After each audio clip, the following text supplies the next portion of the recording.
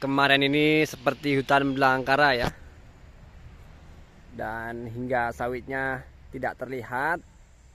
Di usia 2 tahunnya ini ada keterlambatan kastrasi.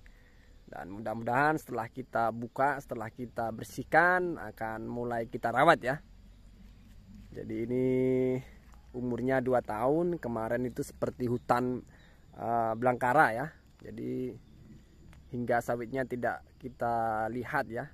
Dan sekarang setelah dibuka, sawitnya terlihat sangat fresh, sangat baik sekali.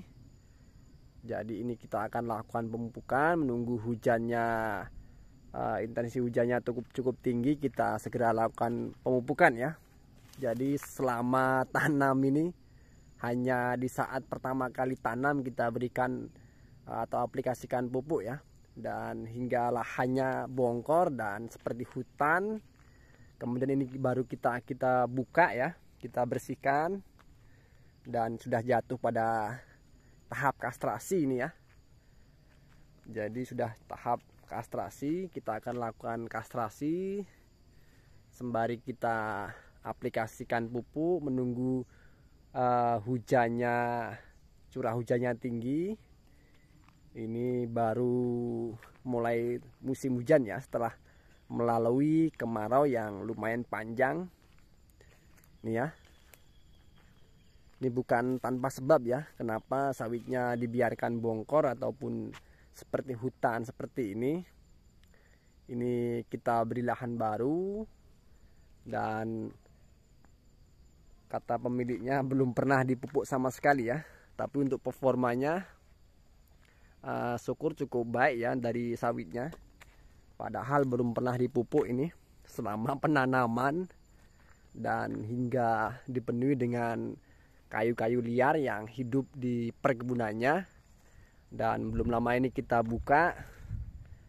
Kemudian syukur setelah kita buka menunjukkan performanya sangat baik sekali ya.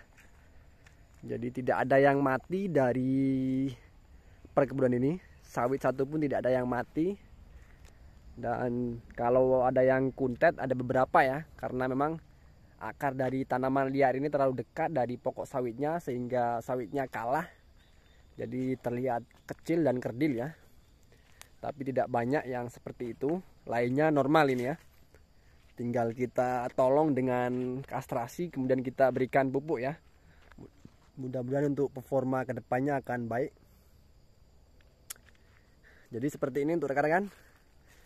Mudah-mudahan bisa menjadi sharing dan saling tukar pengalaman ya. Jadi kalau punya lahan, sebaiknya kita rawat, kita bersihkan, kita jaga agar nanti untuk performa buah sawitnya semakin mantap ya. Jadi sawit ini luar biasa hebat ya sebenarnya. Walaupun tidak kita rawat, kita tidak pupuk, ya tentunya akan tetap berbuah ya. Cuman untuk buahnya ini tentunya tidak sebaik seperti sawit yang kita rawat ya. Jadi sawit ini kita biarkan pun akan tetap berbuah, akan tetap tumbuh buah ya. Cuman itu tadi, untuk buahnya jangan ditanyakan ya. Jadi biasanya buah sawit ini untuk berat kilonya sekian menjadi sekian ya, ketika sawit yang kita tanam dan kita biarkan tidak kita pupuk ya.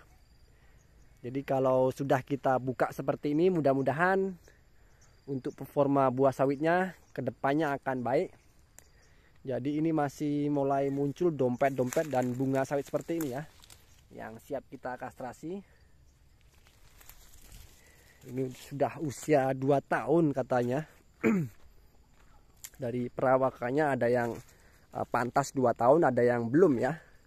Itu tadi karena dampak dari kerapatan tanaman liar di perkebunan ini. Ini kita buka menggunakan alat kemarin. Jadi kalau tenaga manual ini akan menguras tenaga ya, karena banyak sekali akar-akar besarnya dari tanaman liar ini. Seperti ini contohnya ya.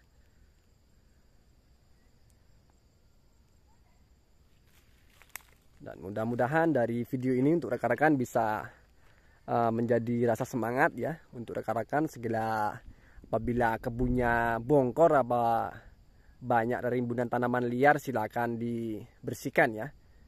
Jadi kalau di usia 1 tahun ke bawah ini biasanya perawatan dari perkebunan kurang ya. Memang ada baiknya jika sawitnya ini kita biarkan untuk gulma rumputnya, tapi kalau dahan kayu seperti ini usahakan kita basmi ya. Jadi untuk gulma rumput ini biasanya untuk membuat perkebunan menjadi lembab ya. Tapi kalau keterlaluan ya juga tidak baik untuk pertumbuhan sawitnya itu sendiri ya. Jadi biasanya kalau di usia 1-2 tahun ini dibiarkan sengaja untuk gulma rumputnya agar sawitnya menjadi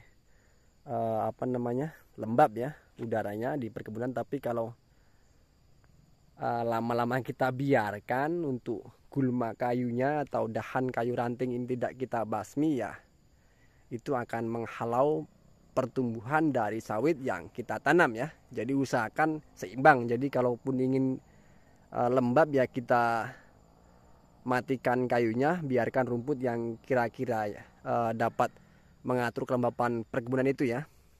Baik, cukup sampai di sini video yang bisa saya berikan. Jadi kalaupun di sini ada yang menganggap pamer atau hal lainnya, saya tidak setuju ya, karena niat saya di sini sharing.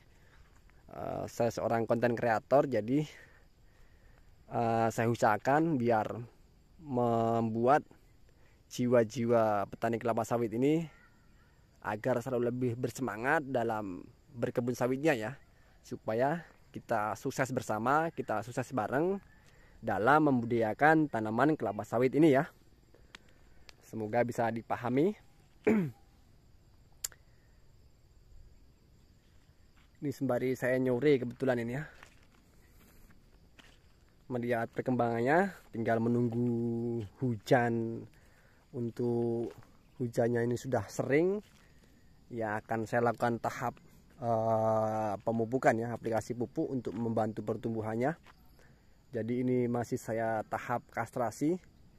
Kastrasi ini sampai saya bingung ya, ketika saya pangkas buahnya, saya ambil buahnya, saya buang, datang lagi ya. Jadi ini kadang sempatkan waktu beberapa tapak, kemudian saya berhenti, lanjut besok lagi, seperti itu terus ya.